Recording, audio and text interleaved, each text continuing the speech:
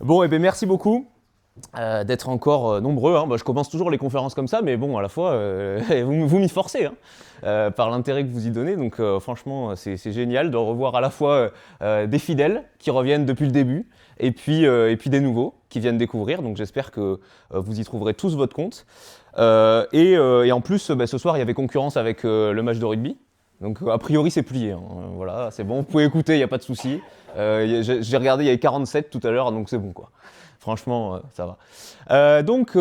Écoutez, ce soir, un thème qui est, je pense, parmi les peut-être les plus intéressants, au moins sur le papier, parce que la logique, c'est un mot qui a une double sémantique avec, logique, c'est un mot qu'on utilise beaucoup dans la vie de tous les jours, et c'est aussi un domaine des mathématiques, qui est un des domaines les plus austères des mathématiques, parce qu'on s'intéresse, on va vraiment chercher la relation entre les briques de base pour essayer de chercher comment est-ce qu'on parvient à faire des déductions à partir d'hypothèses pour, in fine, continuer à développer une théorie en avançant comme ça, pas à pas, et en s'assurant que tout est logique du début à la fin. Et donc, si tout est logique du début à la fin, j'y reviendrai plusieurs fois pendant la conférence, on peut s'assurer que ce qui est en sortie est vrai du moment qu'on s'est assuré que ce qu'on avait mis en entrée est vrai.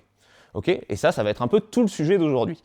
Mais comme dans toutes les conférences, j'aime bien partir d'un point de vue un peu plus large pour rétrécir. Hein. Bon, là, pour ceux qui étaient là la dernière fois, on est parti de l'être humain dans sa grotte, et puis on a déroulé. Aujourd'hui, on va partir d'une question. Qu'est-ce que l'intelligence ? Qu'est-ce que l'intelligence humaine ? Rien de moins. Alors, je vous dis tout de suite, ce que je vais vous présenter là, c'est pas un travail scientifique consensuel qui est passé par revue par les pairs, etc. C'est une petite synthèse de moi, tout ce que j'ai pu lire à peu près sur le sujet, et de la conception philosophique que j'ai pu me faire au fur et à mesure de ces lectures-là. Alors, qu'est-ce que l'intelligence ? Je vous propose la boussole de l'intelligence humaine. Alors, pourquoi la boussole de l'intelligence humaine ? Parce que quand on lit un petit peu là-dessus, alors tout ce qui se produit à la fois en neurosciences, mais aussi en sociologie, en psychologie, en philosophie, on peut dire que l'intelligence humaine se situe à la confluence de 4 points cardinaux qu'on va parcourir ensemble. Alors au sud, l'intelligence sensible, c'est celle qui est baignée de soleil pendant toute la journée, celle qui est exposée au grand jour, c'est notre relation avec les autres. À quel point est-ce qu'on est capable de comprendre, se mettre à la place de l'autre, d'essayer de comprendre ce qu'il veut nous dire, être apte à construire des relations sociales et tout ce qui en retourne.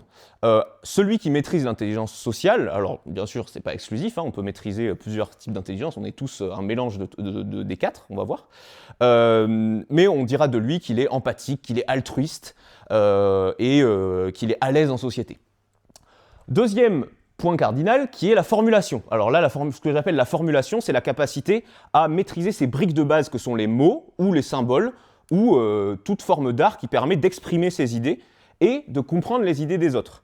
Donc, le plus évident, c'est de penser directement à tout ce qui est littéraire davantage, c'est comment est-ce qu'on construit avec les mots pour rendre une représentation fidèle de ses idées sur le papier à l'autre. Et donc cette formulation, je l'ai mise à l'est, au soleil levant, parce que c'est un petit peu par opposition à la connaissance. Parce que, effectivement, quand au soleil couchant, cette formulation vient peut-être à manquer, on bafouille un peu plus par la fatigue et tout ça, on peut se reposer sur un troisième pilier de l'intelligence qui est la connaissance. Alors la connaissance, c'est peut-être un peu moins évident de la considérer comme un des piliers de l'intelligence humaine, mais quand on regarde un petit peu comment fonctionne le cerveau, on se rend compte que la zone qui stocke les informations, la zone où on retient toutes les connaissances qu'on emmagasine, c'est l'hippocampe. Et quand on regarde les connexions entre l'hippocampe et le cortex préfrontal, qui est vraiment le lieu du cerveau où se concentre la plus grande partie du raisonnement et de ce qu'on pourrait appeler l'intelligence au sens performance intellectuelle, en fait, ces deux zones sont étroitement connectées. C'est-à-dire que tous les raisonnements qu'on fait au quotidien, ils s'appuient sur les connaissances qu'on a emmagasinées. Et donc, en ce sens, la connaissance est finalement un réservoir d'idées et donc potentiellement d'intelligence. Alors, celui qui brille par sa connaissance, on dira que c'est un sachant, un incollable, une Bible, un puits de science, etc. Et puis, au nord, la forme d'intelligence peut-être la plus austère, c'est le raisonnement. Alors, le raisonnement, c'est quoi ? C'est la capacité à enchaîner les propositions de façon logique pour déduire d'une proposition ou d'un prédicat initial une autre proposition ou un autre prédicat qui nous intéressera et qui sera notre conclusion et qu'on pourra derrière réutiliser à des fins scientifiques ou dans la vie. Et donc, celui qui maîtrise ce raisonnement-là, on dira que c'est un rationnel. Alors rationnel, en fait, c'est contenu dans l'étymologie de logique, puisque logicus, en latin, c'est raisonnable, rationnel. Et c'est à ça qu'on va s'intéresser ce soir. Alors, quand on pense comme ça à la rationalité, la raison, on pourrait être tenté de l'opposer à la folie. C'est-à-dire qu'en fait, on a aux deux extrémités d'un même axe. On a d'un côté celui qui est raisonnable, rationnel, qui construit ses idées avec logique, et puis, donc la logique pure, et à l'autre bout de l'axe de la rationalité, c'est l'anarchie complète. Les idées n'ont aucun sens, n'ont aucun rapport les unes avec les autres, et donc on aurait la folie pure. Ben on va voir qu'aujourd'hui que c'est peut-être un peu plus compliqué que ça, parce que si on s'en tient à cet axe-là, ben mon titre, c'est une antithèse complète, ça n'a pas de sens, hein, logique et folie dans la même phrase, qu'est-ce que ça vient faire là? Peut-être que finalement cet axe est peut-être à revoir, et c'est ce qui va nous tenir en haleine tout au long de la conférence. Alors, comme d'habitude, on va suivre un protagoniste. Et le protagoniste de ce soir, ben, j'en ai déjà parlé un petit peu la conférence dernière, il s'appelle Bertrand Russell. Alors Bertrand Russell, j'en ai parlé, on en reparlera tout à l'heure, hein, j'en ai parlé pour l'anecdote de la dinde inductiviste, mais j'y reviendrai, donc pour ceux qui n'étaient pas là la dernière fois, vous inquiétez pas, vous ne manquerez rien. Bertrand Russell, donc il naît en 1872 en Angleterre, et il naît dans une famille aristocrate. Alors, donc c'est pas aujourd'hui qu'on aura la formidable ascension sociale et celui qui partit de rien deviendra un immense scientifique. Non, là, il y avait quand même des bonnes bases au niveau économique et au niveau social, en termes de position. Toutefois, très jeune, il va faire face au décès de ses deux parents et de sa sœur. Et donc, il va être hébergé par sa grand-mère. Et oui, parce que son grand-père va lui aussi décéder. Hein, il est recueilli par ses grands-parents et son grand-père va aussi décéder. Et donc, évidemment, le jeune Bertrand, il est très solitaire parce qu'il passe des longues heures à errer dans la grande maison de sa grand-mère. Et sa grand-mère estime que le système scolaire et l'école n'est pas assez bonne pour lui. Et donc, elle va lui faire venir des précepteurs en tout genre. Alors, qui vont lui enseigner la littérature, les mathématiques, l'histoire, toutes les matières qui sont pertinentes et tout ce dont il aura envie, tout ce qu'il aura envie d'étudier.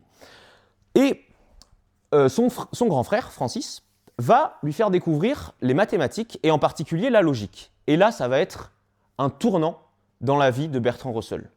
Et vous allez voir, pour comprendre ce tournant, on va partir des bases et on va voir un peu comment est-ce qu'il a découvert la logique avec quelques rudiments que je vais vous présenter maintenant. Premier chapitre, les bases.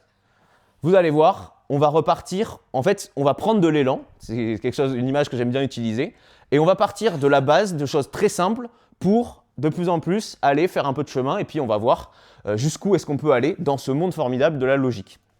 Alors, première, vraiment la brique de base de la logique, là on ne peut pas couper plus petit, c'est l'implication. Vous prenez un énoncé A, vous en déduisez un énoncé B. Exemple, il pleut, le sol est mouillé. C'est bon? Ok. Deuxième exemple, vous avez une note supérieure à 10 sur 20 à n'importe quel examen, vous avez votre diplôme. Ok? Implication. D'autres exemples comme ça, je fais une blague, vous rigolez tous. Aucun doute là-dessus. Ok. Ou alors, si je repars un peu en arrière, quand moi ou une de mes sœurs faisions une faute grave, ma mère perdait patience. Implication, on ne peut plus logique. Ok? Bon. Ça va être important pour la suite parce que c'est cette étape-là, cette implication, qui va derrière, en chaîne, nous permettre de parcourir du chemin, et un chemin beaucoup plus long que ce qu'on pourrait imaginer au départ. Alors, quand on commence à combiner les implications, on arrive à ce qu'on appelle le syllogisme. Alors, qu'est-ce que c'est le syllogisme? Le syllogisme, c'est une figure de raisonnement qui a été exprimée par Aristote dans un des tout premiers ouvrages de logique qui s'appelle l'Organon. C'est Aristote, on appelle ça la logique aristotélicienne, c'est pas pour rien, parce que c'est lui qui a formalisé ce syllogisme-là. Et qu'est-ce qu'un syllogisme? C'est à partir de deux prémisses, donc la première qu'on appellera la majeure, la deuxième la mineure, on déduira une conclusion. Et ça vient d'où? Ça vient du fait que la relation d'implication, okay, donc ce qu'on a vu juste avant, hein, cette fameuse double flèche, elle est ce qu'on appelle transitive. C'est-à-dire que quand vous avez A qui implique B et B qui implique C, vous avez A qui implique C. Ok? Exemple, c'est l'exemple le plus connu, qui est donné d'ailleurs par Aristote. Tous les hommes sont mortels, Socrate est un homme, alors vous mettez qui vous voulez à la place de Socrate, donc Socrate est mortel. Voilà. Et vous pouvez en imaginer des tonnes et des tonnes et des tonnes. Hein, tous les chiens sont des canidés, un dalmatien est un chien, un dalmatien est un canidé. Voilà, c'est l'essence même de la logique, et c'est comme ça qu'on va commencer avec le syllogisme. Et pourquoi est-ce que c'est important et pourquoi je m'attarde autant sur ces notions qui pourtant peuvent paraître assez élémentaires? Parce que le syllogisme, en fait, c'est la première chose à maîtriser si on ne veut pas se laisser berner par des beaux parleurs et qui, en raisonnant rapidement, nous construisent un syllogisme qui est faux, et pourtant on n'y verra que du feu. Je vous donne un exemple. Ouais, alors, exemple. Si je dis « les personnes âgées ont plus tendance à avoir des problèmes de dents », et les personnes âgées ont tendance à regarder le slam et Cyril Ferraud à la télé. Alors bon, prenez question pour un champion, Samuel Etienne, j'ai demandé à ma grand-mère, elle m'a dit qu'elle préférait le slam, donc ce sera le slam pour aujourd'hui. Et ben je conclus, je vous dis que Cyril Ferraud provoque des problèmes aux dents. Okay, alors là, vous me voyez venir gros comme une maison. Pourquoi? Parce que vous branchez 2 neurones et vous dites eh non, il nous a complètement arnaqué là. C'est complètement idiot son raisonnement. Mais, ce sur quoi je veux attirer votre attention, c'est que quand on n'est pas sur Cyril Ferraud et des rages de dents et qu'on est sur des problèmes économiques, sociétaux, c'est beaucoup plus compliqué de cramer la manipulation. Si je vous dis par exemple, je vous montre cette courbe-là qui est le taux de croissance du PIB depuis les années 50-60, ok? Je vous dis, regardez, le taux de croissance du PIB a été... Parce qu'en fait, oui, alors ma courbe, elle est un peu trompeuse là, parce que le taux de croissance, ce qu'il faut regarder, c'est pas que le fait qu'il baisse, c'est qu'il reste positif. Donc s'il reste positif, ça veut dire que le PIB a fait que monter. En gros, on a eu toujours une croissance du PIB entre 1960 et aujourd'hui. Ce que je peux dire, c'est à partir de là, je vous dis, le taux de croissance a été positif depuis 1960. Le niveau de vie a globalement augmenté dans les pays occidentaux depuis 1960. La croissance économique augmente le niveau de vie. Ok? Bon, là, vous alarmez beaucoup moins, je pense. Ouais. Pourquoi? Parce qu'en fait, ça vous semble logique. Je dis pas quelque chose de complètement farfelu en disant ça. Mais ce que je dis, la conclusion, ça peut être vrai, hein, que la croissance économique augmente le niveau de vie. C'est pas la question.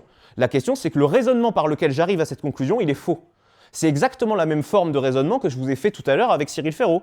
Je dis quoi? Je dis A implique B, A implique C, donc B implique C. C'est la différence entre corrélation et causalité, et ça, c'est faux. Et ça, c'est un raisonnement qui ne tient pas debout. Okay?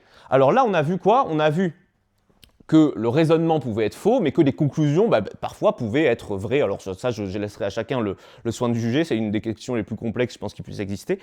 Mais on a aussi l'inverse. C'est-à-dire que vous pouvez avoir un raisonnement qui est logiquement complètement juste, complètement valide, on dit, hein, raisonnement valide, mais avec des propositions qui sont fausses. Et donc, nécessairement, votre conclusion est fausse. Exemple, le taux de réussite au baccalauréat n'a fait qu'augmenter depuis 1967, globalement, un peu plus tard. Au passage, bien joué à ceux qui étaient là en 1968, là. Vous avez été fort quand même. Pas aussi fort qu'en 2021, mais quand même, chapeau. Donc ma prémisse majeure, c'est que le taux de réussite au baccalauréat n'a fait qu'augmenter depuis ces années-là.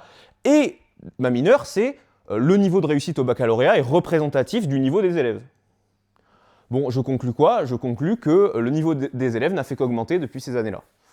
Bon, pourquoi est-ce que c'est faux? Parce que quand je vous ai arnaqué, je vous ai dit que le taux de réussite au baccalauréat était représentatif du niveau des élèves. Et donc, si j'étais passé très vite, pareil, c'est facile de se faire berner. Donc c'est pour ça que j'attache autant d'importance à ce syllogisme-là, parce qu'il y en a tout le temps dans les médias, tous les jours. Hein.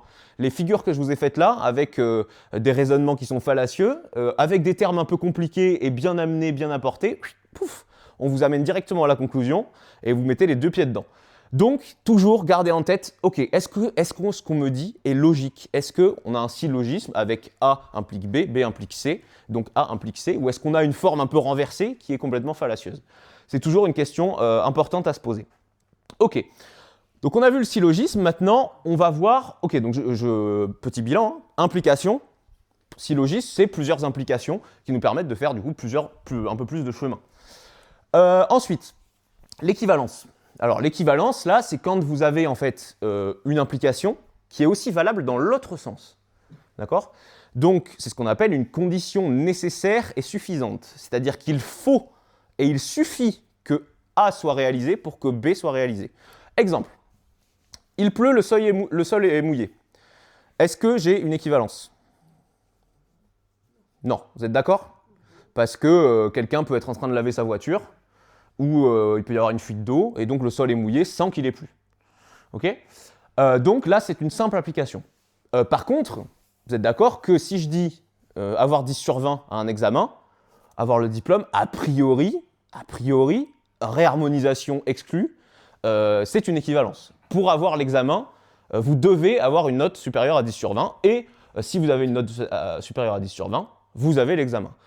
Pareil, si je dis mon exemple de tout à l'heure là, qui était que si moi ou l'une de mes sœurs faisait une faute grave, ma mère perdait patience, bon, et ben là ce qu'on peut dire c'est que, à votre avis, c'est quoi?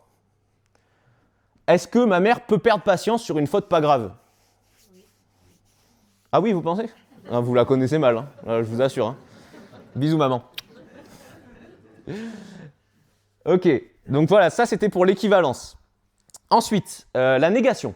Alors la négation c'est qu'est-ce qu'il advient? On avait notre A implique B. Ok, maintenant si je regarde non A, alors en non A en maths on le note A bar. Ok, non A, c'est-à-dire A n'est pas réalisé, qu'est-ce que ça donne? Bon, typiquement, si il ne pleut pas, je dis quoi? Je peux pas dire un truc quand même? Entre le sol est mouillé, il ne pleut pas? Ouais, le sol n'est pas mouillé. Mais je pars d'où pour déduire ça? Si le sol n'est pas mouillé, alors il ne pleut pas. Il ne pleut pas, pardon. Donc en fait, quand vous niez une relation, quand vous prenez le contraire de A et le contraire de B, en fait, vous inversez les deux. Ok? Et donc, effectivement, et vous pouvez le vérifier tout le temps, hein, sur tous les exemples que j'ai fait jusqu'à maintenant. Pour les examens, il y avait une équivalence, donc c'est pas aussi pertinent. Mais par exemple, vous prenez, vous ne rigolez pas, je n'ai pas fait de blague. C'est évident. On ne pourrait pas croire que vous êtes en train de rigoler, que vous n'êtes pas en train de rigoler alors que j'ai fait une blague. C'est impossible. Impossible. Donc, la négation fonctionne. Ok. Allez, on part sur, maintenant, on a nos briques de base, hein, donc on a dit, voilà, implication, équivalence, syllogisme. Ok, maintenant, on va voir les 4 grands types de raisonnement, c'est-à-dire comment est-ce qu'on prend ces briques de base pour faire du chemin et arriver à des déductions logiques. Le premier raisonnement, c'est le raisonnement le plus connu, c'est par déduction. En fait, avec mon implication là qu'on a vu tout à l'heure, je vais faire du chemin, je vais partir de A, je vais aller sur B, puis sur C, puis sur D, puis sur 1, parce que j'aurai des implications logiques, et donc je sais que si ce que j'ai dit au début était vrai, ce que j'aurai à la fin sera forcément vrai. Ok, donc par exemple, il pleut, le sol est mouillé, donc je mets un garde-boue sur mon vélo pour aller au collège, au lycée, à l'école, tout ce que je veux. Ok, donc ça c'est une déduction. Sauf que évidemment, ce raisonnement par déduction, il peut faire appel à d'autres hypothèses qu'on a par ailleurs dans la tête et des choses qu'on sait et qui vont modifier notre manière de raisonner. Exemple, je sais que si j'arrive avec mon garde-boue au collège, je passe pour un nul, parce que beaucoup moins stylé un VTT avec un garde-boue que sans. Hein, c'est du vécu. Hein. Et donc, je mets pas de garde-boue, et donc j'arrive au collège, je ressemble à Mathieu Van Der Poel sur la ligne d'arrivée du cyclocross, et j'ai mon dos qui est complètement noir de terre. Okay, voilà. Exemple de raisonnement par déduction. Ensuite, raisonnement par induction, et c'est là où je vais revenir à mon histoire de dinde à laquelle j'ai fait allusion tout à l'heure. Le raisonnement par induction, c'est pas un raisonnement mathématique au sens strict, parce que vous allez partir de l'exemple et en dégager une généralité. Et là, le truc, c'est qu'il vous suffit d'un contre-exemple pour casser complètement ce que vous avez essayé de produire comme raisonnement. Typiquement, l'exemple qui est donné, c'est l'exemple de la dinde inductiviste, qui est donné donc par notre protagoniste auquel on va revenir, Bertrand Russell, qui nous dit quoi? Qui nous raconte l'histoire d'une dinde qui voit que ses conditions de vie s'améliorent perpétuellement. En fait, elle remarque, elle se lève le matin, elle se dit « mais je suis mieux nourrie qu'hier, l'endroit où je vis est beaucoup plus propre », et donc elle se dit « mais finalement c'est génial, je suis béni, je n'ai plus qu'à continuer comme ça, et puis ma vie ne va faire que s'améliorer ». Bon, passe septembre, passe octobre, passe novembre, passe décembre, et vous vous doutez qu'au réveillon, la dinde, elle termine comme ça. Donc il a fallu un seul contre-exemple, un jour où ses conditions de vie ne se sont pas améliorées, pour montrer que son raisonnement était complètement faux depuis le début. Hein, il suffit, vous pouvez rire à 50 de mes blagues, il en suffit d'une auquel vous riez pas, mon implication du début, je peux faire une croix dessus. Et je pense que je vais très mal dormir ce soir. Ok ? Ensuite, troisième type de raisonnement, le raisonnement par disjonction de cas. Alors la disjonction de cas, c'est quoi ? C'est je veux prouver quelque chose, je veux prouver une implication, et donc je vais regarder tous les cas possibles pour voir si dans tous les cas c'est vrai. Et si dans tous les cas c'est vrai, bah, ce sera vrai. Mais je dois faire attention à bien traiter tous les cas. Il ne faut pas que j'en oublie. Hein. Okay, donc par exemple, si mon implication il pleut, le sol est mouillé, je veux la tester. Bon, bah, je vais la tester. Par exemple, si je dis, par exemple, je veux tester cette affirmation en France métropolitaine, je vais la tester dans chacune des régions. Okay ? Bon, il se trouve que les lois de la physique sont les mêmes partout et que globalement, s'il pleut, le sol est mouillé. Et donc, partout, bon, surtout en Bretagne et surtout à Bordeaux, mais globalement, il pleut, le sol est mouillé. Okay ? Donc là, j'ai fait ma disjonction de cas. Alors là, ça paraît idiot parce qu'en fait, évidemment, on n'a pas besoin d'un raisonnement comme ça pour arriver à conclure qu'il pleut, le sol est mouillé. Mais en maths, en fait, c'est quelque chose d'assez courant où on a besoin, pour simplifier le problème de départ, où on a du mal à le prendre comme ça tel quel, à séparer, à regarder les différents cas et à les traiter séparément. Typiquement, si vous prenez, alors là, n'ayez pas peur, vous inquiétez pas, on va y aller doucement. Si je prends n qui appartient à z, qu'est-ce que ça veut dire ça ? Ça veut dire que c'est un entier, un nombre entier, bon, 1, 2, 3, 4, 5, et les négatifs aussi, donc moins 1, moins 2, machin. Bon, je prends le nombre que je veux. Je prends n plus 1 sur 2, ça sera aussi un entier. Ok ? Un entier relatif. Donc typiquement, vous essayez avec 2, je sais pas, vous prenez 2. 2 c'est bien un entier. Vous prenez 2 fois 2 plus 1, donc 3. 2 fois 3, 6. Divisé par 2, ça fait 3, c'est bien un entier. Et ça, en fait, quand vous cherchez à le prouver, s'il y en a qui veulent s'amuser à faire ça ce soir, allez-y.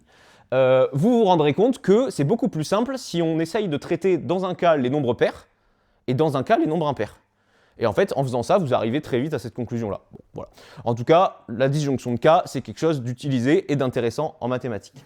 Et alors, le dernier raisonnement, c'est le raisonnement par l'absurde. Okay ? Le raisonnement par l'absurde, c'est je veux montrer que quelque chose est vrai, je vais affirmer le contraire, et je vais montrer que j'arrive à un truc absurde. Ou dans l'autre sens, je veux montrer que quelque chose est faux, je vais dire que c'est vrai, je vais dérouler le fil, et à la fin, je vais tomber sur un truc absurde et je vais dire, bah non, ça montre bien que ce que j'avais dit au départ, c'était complètement faux. Okay ? Exemple, je dis tout ce qui est rare est cher. Bon, c'est bon, vous êtes d'accord avec moi, tout ce qui est rare est cher. On va tester ça par l'absurde. Rare implique cher ? Point d'interrogation. Supposons que rare implique cher. Okay ? On part de là. On va dire, allez, je suppose que rare implique cher et je regarde ce que ça implique quand je regarde autour de moi. Bon, je regarde. Vous êtes d'accord avec moi qu'une grange rénovée versant sud, bon marché dans le Val d'Azun, c'est rare. On est d'accord ? On est d'accord que c'est plutôt rare. Bon, bah très bien, je fais un syllogisme, hein, comme on a vu tout à l'heure. J'ai dit rare implique cher. J'ai dit que grange rénovée versant sud dans le Val d'Azun, c'était rare. Donc, bon, grange rénovée bon marché dans le Val d'Azun, c'est cher. Donc une grange bon marché, c'est cher. Donc bon marché, c'est cher. Donc c'est absurde. Donc ce que j'ai dit au départ, c'était faux. Donc c'est absurde. Donc rare n'implique pas cher. Donc tout ce qui est rare et cher, vous pouvez sortir ça de votre cerveau. C'est pas du tout rigoureux mathématiquement. Hein. C'est, empiriquement, on peut le vérifier, mais ça n'est pas rigoureux. Bon, on repart à notre histoire. Notre protagoniste qu'on avait laissé, Bertrand Russell qui plonge dans ces rudiments-là qu'on a vus ensemble, l'implication, l'équivalence, le syllogisme. Eh bien, croyez-le ou non, Bertrand Russell, ça va être une révolution pour lui. Alors, je ne sais pas ce qui a été une révolution pour lui, si c'est de comprendre pourquoi les gens arrivaient avec de la boue au collège dans le dos, bref, je ne sais pas. Mais en fait, ce qui, fondamentalement, a fait qu'il s'est énormément attaché à la logique et qu'on va le voir ensuite, il est devenu l'un des plus grands logiciens de tous les temps, c'est qu'il était dans une situation où il avait des idées très noires étant donné son contexte de vie, son histoire, etc. Et il n'avait aucune certitude. On lui disait, les précepteurs qui venaient lui enseigner des choses, ils lui disaient, oui, en philosophie, Spinoza dit quelque chose, Descartes dit l'inverse, par exemple, la dissociation corps-esprit, Descartes dit que le corps et l'esprit c'est dissocié, Spinoza lui dit l'inverse, et donc il n'avait aucune certitude, et qui plus est, sa grand-mère était extrêmement religieuse, et lui, il ne comprenait pas logiquement pourquoi est-ce qu'on avait besoin d'un Dieu. Il disait, non, logiquement, j'ai pas besoin de ça. Donc il était très perturbé, et il a trouvé absolument magnifique le fait que on puisse, à partir de raisonnements logiques, déduire des choses qui soient certaines, absolument certaines. Les démonstrations qu'on a faites, en fait, tant qu'on a notre événement A qui est certain et qu'on fait un raisonnement qui est rigoureux, en sortie, on a quelque chose de certain. Et lui, ça le rassurait énormément. Et donc, pour l'anecdote, ce qui l'a rassuré, en fait, c'est ce qui l'a émerveillé la première fois et après, ce qui a fait qu'il a poursuivi dans cette voie-là, c'est la démonstration du fait qu'un triangle isocèle avait deux angles égaux. En fait, c'est une démonstration qui se fait par l'absurde. Si vous pouvez essayer rapidement avec vos doigts, essayez de construire un triangle où il y a deux côtés égaux, mais pas deux angles égaux. Ben, vous n'y arriverez pas. Si vous faites varier les angles, vous voyez que les côtés sont différents. Et donc, en fait, cette démonstration-là, il s'est dit, mais là, je tiens quelque chose où je suis sûr que personne ne viendra remettre ça en question. Voilà. Et c'est ce qui a éveillé la passion de Bertrand Russell pour la logique et pour les mathématiques. Mais, le problème, c'est que, on est d'accord, on a parlé de déduction, d'implication, etc. Mais quand on remonte, il faut bien partir de quelque chose. Il y a bien un point de départ. Parce que j'ai dit que si je faisais des pas suffisamment rigoureux à chaque fois, j'étais sûr de ma conclusion, du moment que j'étais sûr de quoi j'étais parti. Le problème, c'est d'où je pars quand je fais des mathématiques. Eh bien, je pars des axiomes de base. Et les axiomes, c'est quoi? C'est des choses qu'on ne discute pas et qu'on choisit d'admettre. Alors, je vous les ai mis, on ne va pas tous les lire. Juste, exemple, l'axiome numéro 4, tous les angles droits sont égaux entre eux. Bon, on dit, voilà, un angle droit, c'est 90 degrés, tous les angles droits, ils sont égaux entre eux. Personne n'a l'idée de démontrer ça parce que ça nous semble un principe de départ duquel partir, et on l'admet. Okay, typiquement, pareil, les parallèles, on dit que les droites qui sont parallèles, elles ne se coupent jamais. Ouais, c'est logique ça. Okay, bon, voilà, on part de ce principe-là. Bon, vous et moi, quand on apprend ça à l'école, on se dit, ok, bah, partons de ce principe-là et on va appliquer et on va essayer d'avoir la meilleure note possible. Bertrand Russell, non. Non. Lui, il dit pourquoi j'ai besoin d'admettre ça? Moi, je veux tout démontrer, je veux être sûr de tout. Et donc, c'est là qu'il va commencer à se dire, bon, ben, moi, par exemple, je vais chercher à faire de la géométrie sans le dernier axiome. Et donc, il fait de la géométrie non euclidienne. Parce que quand vous commencez à dire que des parallèles se coupent, imaginez des droites parallèles qui se coupent. Ça vous donne quoi? Eh bien, vous arrivez sur une sphère. Et donc, la géométrie non euclidienne, c'est une géométrie qui se passe sur des sphères et sur des hyperboles. Et donc, en gros, Bertrand Russell, il a fait, parce qu'il est rentré à Cambridge, et à Cambridge, il a fait un sujet de recherche sur la géométrie non euclidienne, qui est donc une partie de la géométrie qui s'affranchit des axiomes de base. Et là, Bertrand Russell, il s'est dit quoi? Il s'est dit, mais est-ce que je suis tout seul à me demander ça, à me poser ces questions-là, à essayer de faire en sorte que la logique soit absolument complète et que je sois sûr que les mathématiques du départ à l'arrivée soient certaines. Parce que si je veux qu'elles soient certaines, il faut que je parte de définitions qui soient certaines et pas admises. Et donc, il va commencer à chercher autour de lui qui sont les Avengers de la logique, quoi. Les Avengers de la logique, on va les passer un par un, c'est eux. Et donc les Avengers de la logique, en fait, c'est un groupe de chercheurs, de mathématiciens, qui à peu près au même moment ont décidé qu'ils allaient complètement remettre en question la manière dont on faisait des mathématiques et qu'ils allaient repartir du tout départ pour dire non les gars, tout ce que vous faites là, en fait, on ne sait même pas si c'est vrai parce qu'au départ, c'est pas défini. Et eux, ce qu'ils voulaient, c'était faire en sorte que la logique, les mathématiques par la logique soient une théorie complète. Qu'est-ce qu'on appelle une théorie complète? C'est une théorie où on veut pouvoir montrer que tout est soit juste, soit faux. Il n'y a rien qui doit rester dans le doute. Okay, alors, si ça reste dans le doute, c'est qu'on n'est pas encore arrivé. Mais a priori, on a les outils pour montrer que c'est soit juste, soit faux. Parce qu'on a les armes logiques pour le faire. Et ils voulaient construire ces armes logiques. Alors, je pars de Georges Cantor. Donc, il y a beaucoup d'Allemands là-dedans. Georges Cantor, c'est un gars qui avait introduit le nombre infini. Bon, faut le faire quand même. Voilà. Donc en 1871, je crois, 71, il a introduit le nombre infini et derrière, il a mené pas mal de travail sur la théorie des ensembles. La théorie des ensembles qui nous permet, on va le voir juste après, de solidifier les bases de la logique parce que tout ce que j'ai dit juste avant, les implications et tout, on peut les voir aussi sous forme d'ensemble. Vous allez voir. Ensuite, et donc lui, cette théorie des ensembles a suscité beaucoup de bruit parce que, ben voilà, ils échangeaient un peu sur les bases de cette théorie-là. Et puis il y a Peano, qui est un autre mathématicien italien cette fois, qui lui avait fait une conférence à laquelle s'est rendu Bertrand Russell, et il a trouvé son intervention particulièrement intéressante sur la théorie des ensembles. Et partant de là, Bertrand Russell, il a connu aussi Gottlob Frege qui avait sorti en 1893 un livre qui s'appelle Les lois fondamentales de l'arithmétique. Et donc il avait sorti le premier volume en 1893 et Bertrand Russell était en train de le lire. Et à un moment donné, Bertrand Russell il s'est dit non, là il y a un problème.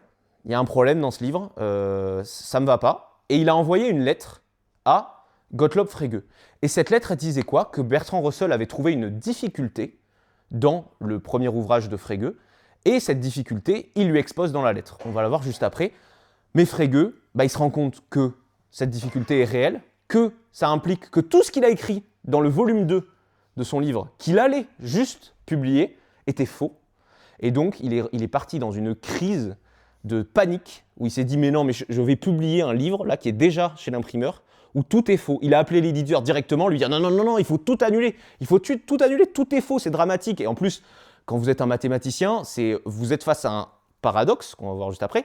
Et donc ce paradoxe-là, il vous met complètement en difficulté, parce que tout ce que vous croyez certain, et on a vu que les logiciens ils tenaient à cette certitude, ça s'effondre tout d'un coup. Et donc complètement en panique, il a finalement accepté parce que l'éditeur lui a dit « Non mais attends, tu peux pas faire ça, Gottlob, tu te rends compte, tout l'argent qui a été déployé, toute la pub qu'on t'a faite, etc., tout ce qui a été avancé, on peut pas juste arrêter. » Et donc, Gottlob Frege, il a accepté de faire publier ce livre avec une appendice d'une extrême humilité, je vous la lis. « Pour un écrivain scientifique, il est peu d'infortune pire que de voir l'une des fondations de son travail s'effondrer alors que celui-ci s'achève. C'est dans cette situation incontrôlable que m'a mis une lettre de M. Bertrand Russell alors que le présent volume allait paraître. » Et donc le livre est paru avec cette petite phrase en annexe. Alors, maintenant évidemment, vous voulez savoir ce qui s'est passé. C'est quoi cette difficulté? C'est quoi ce petit grain de sable qui s'est mis dans les rouages et qui fait que il y a eu cette panique de Gottlob Frege? Eh bien, nous arrivons dans la troisième partie, qui est la partie des paradoxes. Alors, les paradoxes en logique, c'est des choses qui alarment complètement les logiciens, mais pour parler des paradoxes, on va en voir quelques-uns, j'ai besoin de parler des ensembles, comme je vous l'ai dit. Ce que je vous ai dit, c'est que les implications, les équivalences et tout ça, on pouvait les voir sous forme d'ensemble. Un ensemble, on va dire que c'est une catégorie de choses, c'est des choses qui ont une propriété en commun. Et on va partir du principe qui s'appelle en maths la compréhension non restreinte, qui dit que n'importe quel prédicat de langage, c'est-à-dire je dis une propriété, je donne une propriété, il y a un ensemble qui correspond. Par exemple, je prends l'ensemble des bananes, ou des pots de bananes, ou je ne sais pas, des sièges avec un accoudoir cassé dans cette salle. Je peux dire absolument n'importe quoi, c'est un ensemble, avec des éléments qui sont à l'intérieur et des éléments qui sont à l'extérieur. Et évidemment, après, à l'intérieur de cet ensemble, il peut y avoir un autre ensemble, par exemple là l'ensemble B en jaune, l'ensemble C qui peut recouper un peu bizarrement les autres et tout ça. Et par exemple, si je veux illustrer ce que j'ai dit tout à l'heure avec le syllogisme, l'histoire de Socrate, des mortels et des hommes là, en gros j'aurai le grand cercle qui est le cercle des... on va dire le cercle B qui est le cercle des mortels, le cercle C qui est le cercle des hommes, et donc Socrate, il est au milieu, et donc quand je dézoome, je dis « Ah oui, Socrate est un homme, donc Socrate est mortel. » Donc c'est OK. Et l'équivalence, ça c'est pour l'implication, et le syllogisme, l'équivalence, comment est-ce que ça se traduit sur cette image-là? C'est, vous avez deux ensembles qui sont confondus. Vous avez A et B, où vous auriez exactement le même ensemble, parce que c'est équivalent, c'est strictement équivalent. L'ensemble des élèves qui ont plus de 10 à un examen, c'est exactement le même ensemble des élèves qui réussissent cet examen. Voilà. Et évidemment, quand vous regardez un ensemble, si on va un peu plus loin, un ensemble, il peut contenir aussi des ensembles, comme on l'a vu avec B et C. Donc, il peut se contenir lui-même. Vous êtes d'accord avec ça? Par exemple, je prends l'ensemble des concepts mathématiques. L'ensemble des concepts mathématiques est un concept mathématique. Donc, il est lui-même dedans. OK? L'ensemble des objets qui ne sont pas des hommes, c'est pas un homme. L'ensemble des objets qui ne sont pas des hommes, c'est pas un homme. donc il ne se contient pas lui-même. Ok ? Et c'est là que c'est important, je passe un peu de temps, parce que c'est là que se situe le nœud du problème en fait. Le nœud du problème, c'est quoi ? Le nœud du problème, il est expliqué par Bertrand Russell. Alors, je vais vous faire la version mathématique, mais la version vulgarisée, c'est de dire, bon, vous avez un village dans lequel il y a une loi un peu bizarre qui dit que le barbier rase les gens qui ne se rasent pas eux-mêmes et que ceux-ci. Ok ? Le barbier ne rase que les gens qui ne se rasent pas eux-mêmes. Question, qui rase le barbier ? Ben, ok, vous l'avez ? Le barbier, il ne peut pas se raser lui-même, parce qu'il a pour mission de raser que les gens qui ne se rasent pas eux-mêmes. Donc s'il se rase lui-même, il est hors la loi. Mais s'il ne se rase pas lui-même, ben, il est hors la loi aussi, parce qu'il a obligation de se faire raser par le barbier. Donc lui-même. C'est bon là ? Ça c'est chaud, hein. Ça c'est chaud, je sais. Et donc, ça c'est la version paradoxe du barbier, mais en fait, si on le fait en termes ensemblistes, en termes ensemblistes, ça donne quoi ? Ça donne, est-ce que l'ensemble des ensembles qui ne se contiennent pas eux-mêmes se contient lui-même ? Et là, vous avez exactement le même problème qu'avec le barbier. C'est normal, hein, c'est vraiment, je vous assure, c'est normal. On est tous en panique là, mais vous allez, en fait, c'est important cette panique parce que ça vous fait vous rapprocher de pourquoi je vais parler de folie après, en fait. C'est-à-dire qu'on lâche tous à un moment. C'est-à-dire qu'il y a tous à un moment, soit on a compris, ok, soit on essaye de remuer encore un peu. On dit attends, l'ensemble des ensembles qui ne se contiennent pas eux-mêmes. Qu'est-ce qu'il me raconte ? Et en fait, si à un moment donné vous finissez par lâcher, mais si vous lâchez pas, ce qui vous attend, on va voir ensuite, mais c'est pas joyeux. Donc, je reprends. L'ensemble des ensembles qui ne se contiennent pas eux-mêmes, il peut pas se contenir lui-même, parce que sinon, il serait dans l'ensemble des ensembles qui ne se contiennent pas eux-mêmes. Mais l'ensemble des ensembles qui ne se contiennent pas eux-mêmes, s'il se contient lui-même, pareil, il nie la définition de l'ensemble, puisque c'est que les ensembles qui ne se contiennent pas eux-mêmes. Ok. Bon, vous reprendrez ça si vous voulez, mais vous tapez paradoxe du barbier sur internet et puis vous allez avoir la définition écrite et ce sera mieux. Mais l'histoire du barbier, vous avez compris, parce que là c'est avec les ensembles, l'histoire des ensembles, je vous jure, la dernière fois j'étais en train de marcher sous la pluie, ça m'a pris une demi-heure. Attends, l'ensemble des ensembles. Ok, donc le paradoxe du barbier, c'est une formulation plus simple. Tout ça pour dire que, en fait, Russell, quand il a découvert ça, il était choqué parce que c'est un paradoxe qui arrive sur son domaine, la logique. Mais pour autant, Russell, en fait, il en avait étudié d'autres des paradoxes. Et on va parler d'un deuxième paradoxe qui, lui, est beaucoup plus ancien. C'est le paradoxe de Zénon d'Élée. Alors là, c'est un paradoxe qui date de... Merci Jean-François de me l'avoir fait découvrir au passage. Et le paradoxe de Zénon d'Élée, c'est un paradoxe qui date de 400 avant Jésus-Christ. Et il s'énonce comme suit. Vous prenez, ça s'appelle aussi le paradoxe d'Achille et de la tortue. Vous dites que la tortue part avec 100 mètres d'avance. Okay ? Et que Achille court, par exemple, 10 fois plus vite que la tortue. Okay ? Vous êtes d'accord que la tortue va avancer à une certaine vitesse, et pendant que la tortue aura parcouru une certaine distance, okay, Achille, pour arriver au point où était la tortue, il va mettre un certain temps. Pendant ce temps-là, la tortue aura avancé. On répète l'opération. Achille va rejoindre le point où il y avait la tortue. Pendant ce temps-là, la tortue aura avancé. Vous voyez le problème, c'est qu'Achille ne rattrape jamais la tortue, puisque finalement la tortue continue d'avancer. Quand Achille arrive au point où elle était, la tortue, elle a fait ne serait-ce qu'un micro-bond qui fait qu'elle garde son avance. Okay ? Et donc ça, Zénon d'Élée disait, mais c'est vraiment paradoxal. Et ça, pour l'anecdote, c'est un truc qui a torturé les mathématiciens pendant des siècles et des siècles et des siècles. Il a été résolu par Cauchy, on va le voir juste après. Alors, troisième paradoxe, et qui là touche à un truc beaucoup plus simple, qui est le syllogisme, qu'on a vu tout à l'heure. Okay ? Le paradoxe de l'emmental. Alors... Donc, désolé, c'est pas local comme exemple, mais bon.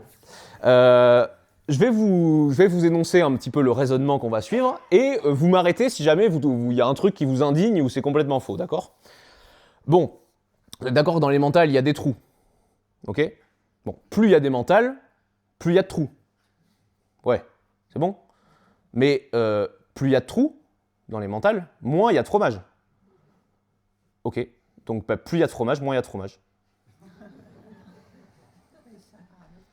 Ok ? Et là, oui, mais je ne vais pas vous laisser mariner. Là, il y a une explication que je vais vous donner directement. Elle vient d'où l'explication ? Vous avez une idée d'où ça vient, le problème ? C'est que dans la première proposition, en fait, je considère le fromage comme étant fromage plus trou. Je dis plus il y a de fromage, plus il y a de trous. Donc quand je dis fromage, je pense au bloc d'emmental avec ses trous. Dans la deuxième proposition, je dis plus il y a de trous, moins il y a de fromage. Ok ? Et donc là, je considère juste le fromage, mais pas les trous. Et donc je ne peux pas faire ça.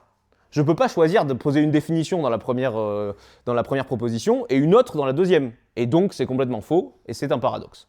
Ok ? Et donc, enfin, finalement, c'est même plus un paradoxe parce que c'est résolu. D'accord ? Ensuite, ça je passe rapidement, mais la solution du paradoxe de Zénon-Délé. Alors en fait, la solution du paradoxe de Zénon-Délé, quand on essaye de poser des vitesses et qu'on dit par exemple Achille va à 10 mètres par seconde, tortue 1 mètre par seconde, ce qui est déjà très rapide pour une tortue au passage, et qu'on dit qu'il y a une avance de 100 mètres, et qu'on calcule un petit peu le temps que Achille met pour rejoindre la tortue.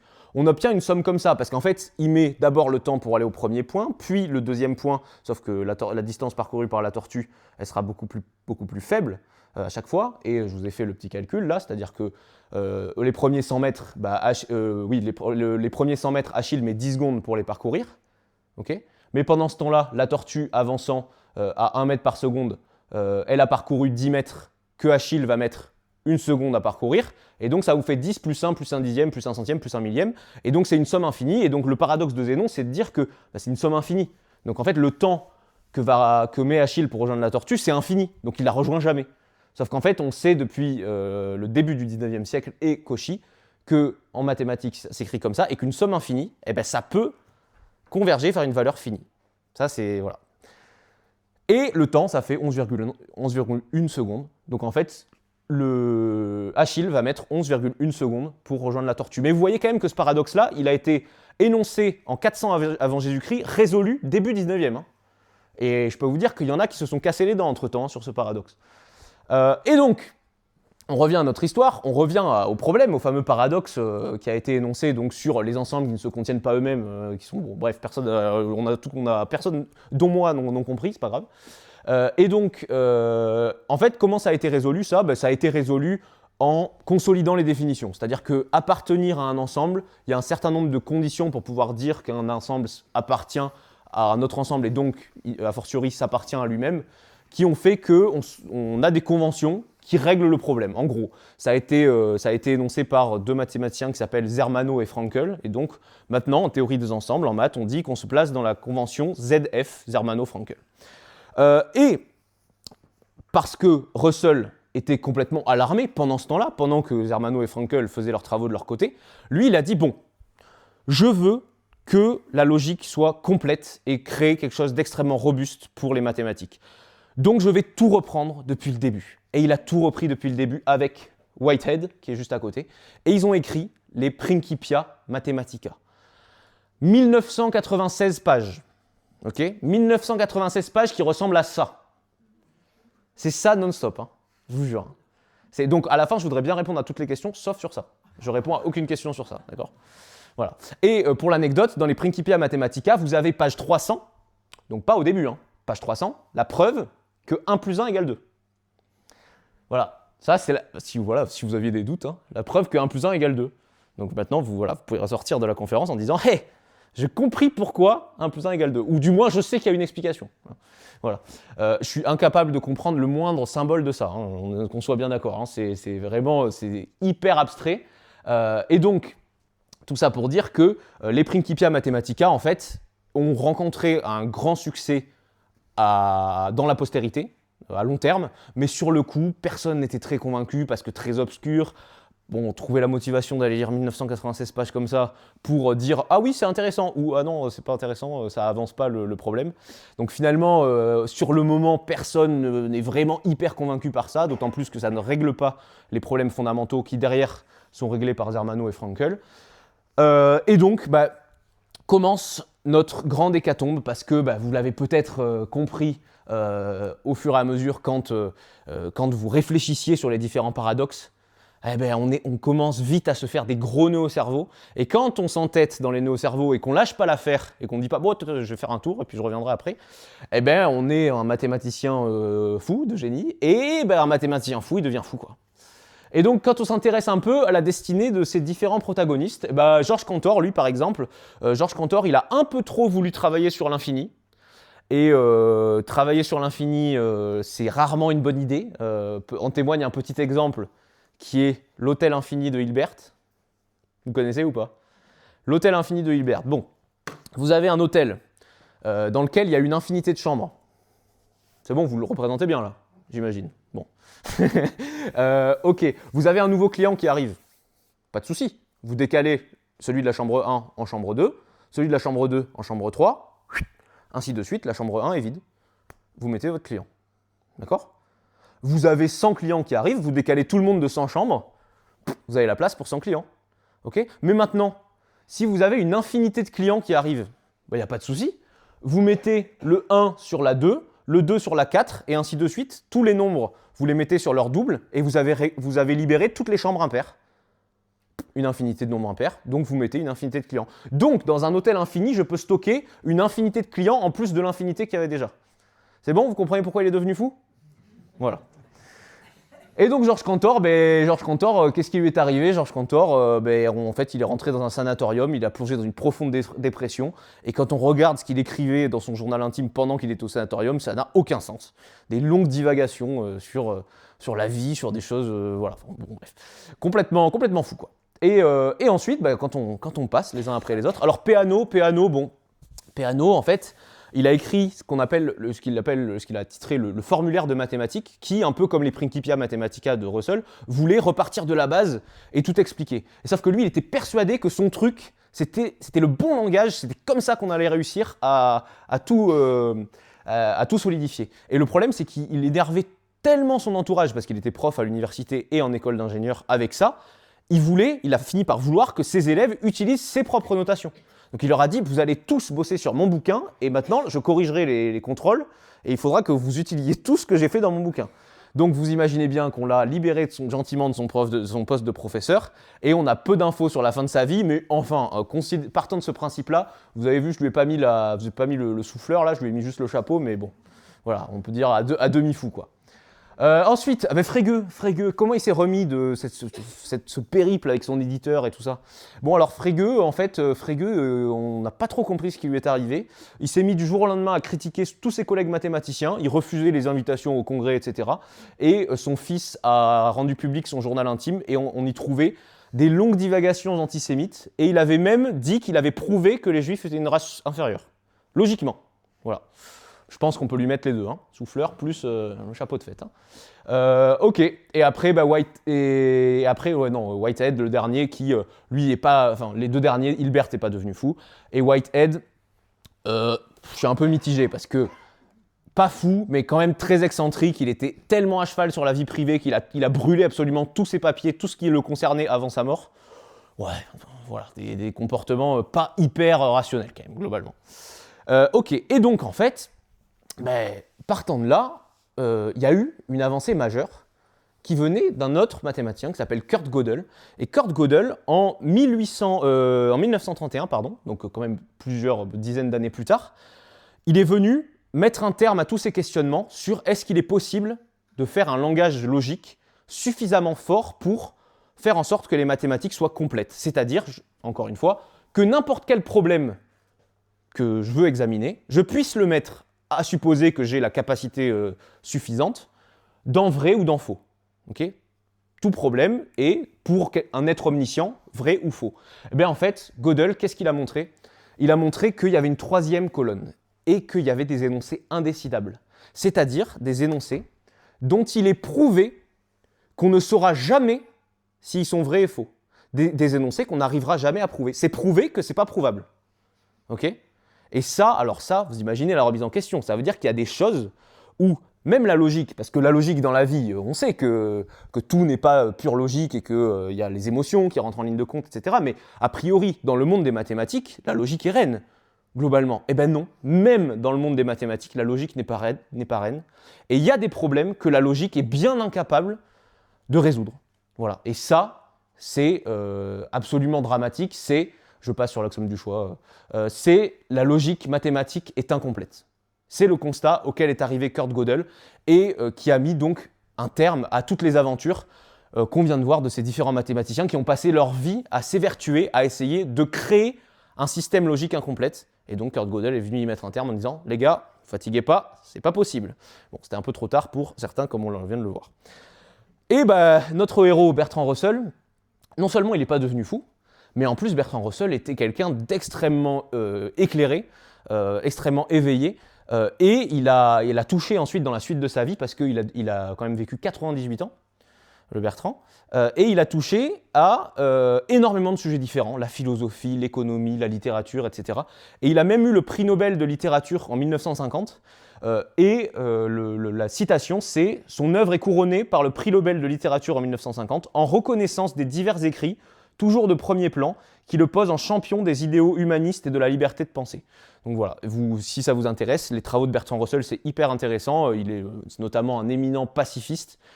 Il était d'ailleurs très d'accord avec Einstein sur ce point-là. Et il a écrit notamment un livre que moi j'ai bien aimé lire. C'est un livre très très court qui s'appelle « Éloge de l'oisiveté » et qui remet en question un petit peu nos modes de pensée, de travail, etc. C'est extrêmement intéressant. On peut être d'accord ou pas d'accord, mais les idées qu'il développe, et comme je l'ai montré un peu à diverses reprises, Bertrand Russell, il a un talent de l'analogie, de l'image, et donc c'est hyper intéressant de creuser ce livre-là, de le lire. Voilà. Ça se lit très vite, je pense que le PDF est même disponible sur Internet. Bon, résultat des courses. Je reviens à mon axe du départ, où j'avais mis logique pure, à un extrême de l'axe de la rationalité, et j'avais mis à l'autre extrême la folie pure. J'avais dit les opposés totaux. En fait, après ce qu'on vient de voir, on voit que c'est beaucoup plus compliqué que ça, et qu'en fait, de la logique à la folie, il n'y a pas grand-chose. Et il y a peut-être un seul petit pas ici que différents protagonistes parmi tous ceux qu'on a vus ont fini par franchir. Parce que, c'est ce que je vous disais tout à l'heure, quand vous bossez sur les paradoxes, quand vous commencez à retenir, attendez, l'ensemble des ensembles qui sont contenus, ouais, ok, finalement, si vous lâchez pas, il y a un moment donné, vous lâchez. Vous et moi, on comprend pas, on lâche. On dit, c'est bon, tant pis, c'est pas grave, je vivrai pas plus mal si je comprends pas. Non, tout le monde ne se dit pas ça. Il y a des cas extrême où il se dit non, je ne lâcherai pas. Et donc en fait, à force de ne pas lâcher et de vouloir aller remettre en question jusqu'au fondement de la logique et essayer d'être sûr d'absolument tout, ou de s'attaquer à des concepts qui sont tellement complexes pour l'esprit humain comme l'infini, ils finissent par franchir ce pas entre logique pure et folie pure. Donc peut-être qu'en fait, il faudrait peut-être rester en haut du cercle. Hein. Je ne sais pas ce que vous en pensez, mais je pense que c'est peut-être l'option la plus sécurisante. Et en fait, alors, ça peut être soumis à débat, mais je pense que sur les 4 piliers de l'intelligence que j'ai présentés au départ, c'est un peu la même chose en fait. C'est-à-dire que, si vous regardez le cercle de la sensibilité avec l'intelligence sociale, si vous êtes à un niveau d'extrême empathie, en fait, vous n'êtes qu'à 2 pas de la sociopathie, parce que vous êtes à 2 pas de l'hystérie, de ressentir vous êtes tellement en communion avec ce que ressentent les autres, que vous finissez par être plus marginal qu'autre chose en fait. Et donc votre intelligence sociale est peut-être pas si élevée que ça finalement. Ensuite, si je prends le cercle de l'expression, vous êtes analphabète, c'est évidemment pas facile pour communiquer. Par contre, si vous avez un langage tellement riche que personne ne vous comprend, alors c'est sûr, vous exprimerez les idées avec une nuance et une complexité extrême, et ce sera extrêmement pointu. Par contre, si personne n'est capable de les comprendre, ces idées, finalement, vous n'êtes pas loin d'un analphabète en fait. Vous ne parvenez pas à vous faire comprendre. Le cercle de la rationalité, on vient de voir, et le cercle de la connaissance, en fait, quand vous finissez par avoir tellement de connaissances que vous n'avez aucun recul sur chacune et que vous êtes juste un répertoire de connaissances et que vous ne savez plus dissocier ce que vous savez de ce que vous ne savez pas et apporter la nuance suffisante à chacune d'elles, est-ce que vous valez beaucoup plus qu'un ignorant? Et donc, la conclusion, peut-être que je dirais en conclusion, c'est de dire que essayons de nous mettre au milieu là. À l'intersection de ces 4 cercles, c'est peut-être là que se situe le périmètre le plus important, le plus intéressant en termes d'intelligence humaine. Et une petite citation pour terminer de Tolstoï. En matière de sentiments, le manque de logique est la meilleure preuve de sincérité. Donc j'ai envie de vous dire, pour éviter de s'approcher trop de la folie, soyons sincères. Voilà, merci.